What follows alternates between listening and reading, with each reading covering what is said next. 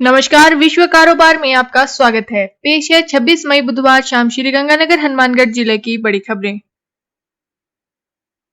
केंद्र सरकार की ओर से कृषि क्षेत्र में पास किए गए 3 बिलों के विरोध में 6 माह से आंदोलित किसानों की मांगों पर सुनवाई नहीं करने पर बुधवार को किसानों और व्यापारियों की ओर से काला दिवस मनाया गया। श्रीगंगानगर शहर में दी गंगानगर ट्रेडर्स एसोसिएशन और श्रीगंगानगर कच्चा आढ़तिया संघ के कार्यालयों पर काले झंडे लगाए व प्रधानमंत्री का पुतला दहन किया। व्यापारी एवं किसानों ने प्रधानमंत्री के नाम कलेक्टर के मार्फत ज्ञापन भेजा। साधुवाली कालूवाला बाईपास स्थित गांव 2D छोटी में किसान संघर्ष समिति व संयुक्त किसान मोर्चा के नेतृत्व में प्रधानमंत्री का पुतला जलाया गया। श्रीगंगानगर जिले में कोरोना से स्वस्थ होने वालों की संख्या बढ़ने से एक्टिव केस भी लगातार कम हो रहे हैं। फिलहाल जिले में 2624 एक्टिव केस बताए गए हैं। इनमें कल नए मिले 99 रोगी भी शामिल है। कल स्वस्थ होने वाले रोगियों की संख्या 296 बताई गई। कुछ रोगियों को आज स्वस्थ घोषित किया जाएगा। इस बीच नए रोगी कम आने के साथ ही जिला चिकित्सालय के कोविड जोन में भर्ती रोगियों की संख्या भी लगातार कम हो रही है। प्रभारी डॉक्टर KS कामरा के अनुसार आज सुबह तक 111 मरीज भर्ती थे। इनमें से 41 कोरोना रोगी संदिग्ध है।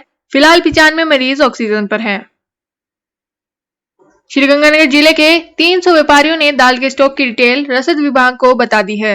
इनमें से करीब 150 व्यापारी जिला मुख्यालय के ही बताए जा रहे हैं। स्टॉक सूचना देने वालों में बाकी व्यापारी जिले की अन्य तहसीलों के हैं। व्यापारियों को यह जानकारी उन्हें 21 मई तक देनी थी। कुछ व्यापारियों का कहना था कि उन्हें सूचना देरी से मिली। ऐसे में स्टॉक की रिपोर्ट देने में देरी हुई। अब विभाग को साप्ताहिक विवरणी का इंतजार है। यह विवरणी कल गुरुवार को विभागीय पोर्टल पर अपलोड की जानी है। ऐसे में रसद विभाग ने व्यापारियों से आज दोपहर तक सूचना देने के लिए कह रखा है।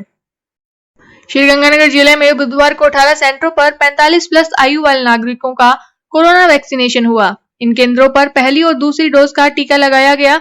इसके लिए कुछ केंद्रों पर खासी भीड़ रही तो कहीं सन्नाटा छाया रहा। प्रभारी डॉक्टर HS बराड़ ने बताया कि 18+ वालों के वैक्सीनेशन का कार्यक्रम दवा की उपलब्धता के बाद ही जारी किया जाएगा।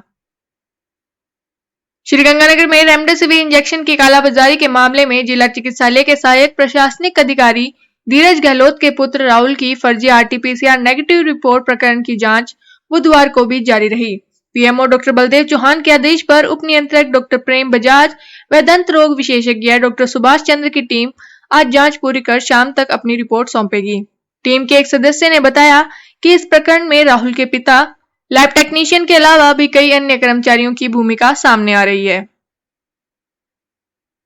लॉकडाउन की पालना के लिए श्रीगंगानगर शहर में जगह जगह तैनात पुलिस की नाकाबंदी के बीच लोगों की तफरीह भी जारी है। बिना वजह घूमने वाले वाहन चालकों के चालान काटने के साथ साथ मास्क का उपयोग नहीं करने पर भी चालान काटे जा रहे हैं। शहर में चारों थानों की पुलिस व ट्रैफिक पुलिस अपने अपने इलाके में वाहन के चालान काटने और सीज करने की कार्रवाई कर रही है। श्रीगंगानगर जिला कलेक्टर जाकिर हुसैन का कहना है कि गिरिराज शासन के आदेश पर चिकित्सा विभाग द्वारा की गई जांच कार्रवाई की रिपोर्ट का विश्लेषण किया जा रहा है। इसके बाद ही प्रशासन आगामी कार्रवाई करने की स्थिति में होगा। SBT के साथ बातचीत में जिला कलेक्टर ने कहा कि CMHO ने जिस तरह से रिपोर्ट पेश की है उसी के अनुरूप प्रशासन कार्रवाई करेगा। उन्होंने कहा कि कोरोना रोगियों का इलाज करने की एवज में अवैध वसूली को किसी भी सूरत में बर्दाश्त नहीं किया जाएगा।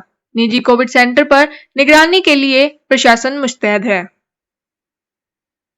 रायसिंह नगर कस्बे में अति आवश्यक सेवा के नाम पर चौपहिया वाहनों का रेला दिन भर बाजार में देखने को मिल रहा है। मुख्य मार्गों से इन वाहनों की शहर में एंट्री हो जाती है, जिसके चलते बस स्टैंड से लेकर तहसीलदार आवास तक मुख्य रोड पर दिन भर जाम की स्थिति बनी रहती है। इससे आगे निजी अस्पतालों के बाहर तो सबसे बुरा हाल देखने को सामने आ रहा है। भीड़ के कारण लगातार संक्रमण का खतरा बना है। केसरी सिंहपुर पुलिस ने लोगों से कोरोना नियंत्रण के लिए सहयोग मांगा। थानाधिकारी सुशील खत्री ने पार्षदों व विभिन्न व्यापारियों संगठनों के अध्यक्ष की बैठक में यह आग्रह किया। थानाधिकारी ने लोगों से कहा कि आप पुलिस का सहयोग करें और सरकारी गाइडलाइन का उल्लंघन करने वालों के लिए किसी भी तरह की सिफारिश न करें। अगर कोरोना की चैन को तोड़ना है तो सख्त रवैया अपनाना अब जरूरी हो गया है। इस पर सभी पार्षद व व्यापारियों ने सहमति जताई। थानाधिकारी ने कहा कि अगर शाम 5 बजे के बाद बाजार में अगर सब्जी बेचते कोई पाया गया तो उसके खिलाफ सख्त कार्रवाई की जाएगी। भाखड़ा में लगभग 2 महीने से जारी नहरबंदी आखिर आगामी 28 मई को खत्म हो रही है। इतने लंबे समय से भाखड़ा नहर में सिंचाई पानी न आने से मौजूदा समय में खरीफ फसली सीजन की नरमा एवं कपास फसलों की बिजाई बुरी तरह प्रभावित हुई है, जिसका असर आने वाले समय इन दोनों फसलों के उत्पादन पर साफ देखने को मिलेगा। भाखड़ा नहरी सिंचाई परियोजना के अंतर्गत आने वाली सबसे बड़ी केएसडी नहर शार्दुल शहर मंडी क्षेत्र के अधिकांश कृषि हिस्से को सिंचित करती है तथा इस नहर से छोटी छोटी वितरिका शार्दुल शहर मंडी के चारों तरफ फैली है। अब मौजूदा पीछे नहरबंदी होने के चलते शार्दुल शहर मंडी क्षेत्र के चारों तरफ खेत सुनसान पड़े हैं। इसके पीछे एक ही कारण है कि कुओं का पानी भी इस क्षेत्र में सिंचाई योग्य नहीं है। ऐसे हालातों में शार्दुल शहर धान मंडी में भविष्य में मौजूदा खरीफ सीजन काफी कमजोर रहेगा और कपास के बड़े बड़े ढेर धान मंडी में शायद ही देखने को मिले। श्री करणपुर पुलिस प्रशासन जन अनुशासन पखवाड़े के चलते लोगों को बिना मास्क पहने दुकानदारों को सोशल डिस्टेंस की पालना करवाने के लिए सख्त हो रहे हैं। प्रशासन सरकार की नई गाइडलाइन की पालना करवाने के लिए पूरा जोर लगाया जा रहा है। इसके चलते आज कोविड-19 गाइडलाइन के तहत थाना अधिकारी आलोक सिंह के नेतृत्व में मुख्य बाजार में बेवजह घूमने वाले बिना मास्क पहने लोगों से पूछताछ कर चालान काटे गए। श्री करणपुर कस्बे में 3 एससी के राजकीय उच्च प्राथमिक विद्यालय में राष्ट्रीय पोषाहार कार्यक्रम के तहत पैकेट वितरण किए गए। इस मौके पर अभिभावकों को कोरोना रोधी आयुर्वेदिक काढ़ा पिलाया गया। बच्चों के लिए भी काढ़ा दिया गया। प्रधानाध्यापक राजकुमार नागपाल ने बताया कि पैकेट वितरण में एसडीएम प्रभारी चरणजीत सिंह व काढ़ा तैयार करने में एसएमसी अध्यक्ष बलकिरण सिंह घोषल का योगदान रहा।